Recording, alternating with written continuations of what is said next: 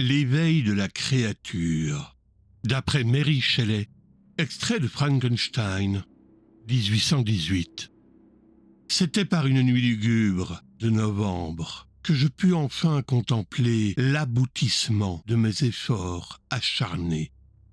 Avec une anxiété qui confinait à l'agonie, je rassemblai autour de moi les instruments capables de transmettre la vie, afin de projeter une étincelle d'existence dans la chose inanimée qui gisait à mes pieds. Il était déjà 1 heure du matin. La pluie fouettait les vitres avec violence et ma bougie était presque entièrement consumée quand, à la lueur de cette flamme mourante, je vis s'ouvrir l'œil jaune, terne et vitreux de la créature. Elle respira avec effort et un mouvement convulsif agita ses membres. Comment décrire mon émotion face à cet aspect, ou dépeindre le malheureux que j'avais formé avec des soins si infinis? Ses membres étaient proportionnés et j'avais choisi ces traits pour leur beauté. Pour leur beauté, grand Dieu, sa peau jaune et parcheminée cachait à peine le jeu des muscles et des artères en dessous. Ses cheveux étaient d'un noir brillant, flottant, ses dents d'une blancheur d'ivoire. Mais ces détails ne formaient qu'un contraste plus horrible avec ses yeux délavés, qui semblaient presque de la même couleur que les orbites blanchâtres dans lesquelles ils étaient fixés. Avec son visage ridé et ses lèvres noires, fines et rectilignes, les charmes accidentels de la vie s'étaient évanouis à l'instant même de l'éveil. Une horreur et un dégoût sans bornes me remplissaient le cœur. Incapable de supporter l'aspect de l'être que j'avais moi-même assemblé, je m'élançai hors de la pièce. Je restai longtemps dans le jardin, incapable de calmer l'agitation de mon esprit.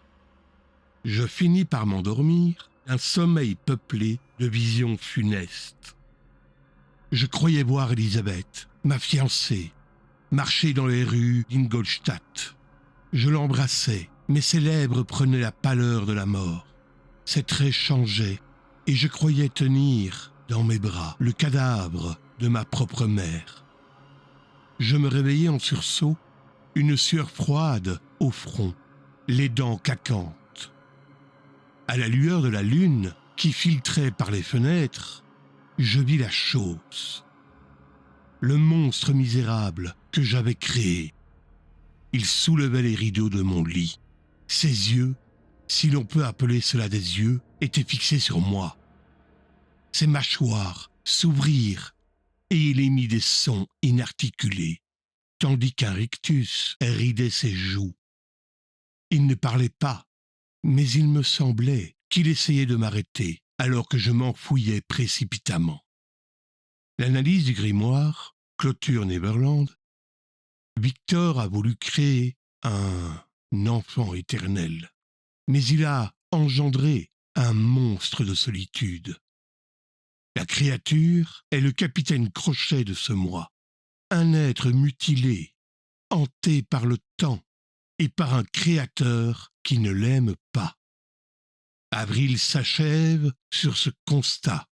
À Neverland, le plus grand danger n'est pas de ne pas grandir, c'est de perdre son humanité en chemin. Gardez la bonne humeur. La grisaille n'aime pas les imprévus, alors soyez l'imprévu. On se retrouve lundi pour votre Good Morning Le Monde et n'oubliez jamais, votre différence est votre seule vraie richesse. Activez les cloches, déposez votre seau, votre like est le charbon de nos chaudières.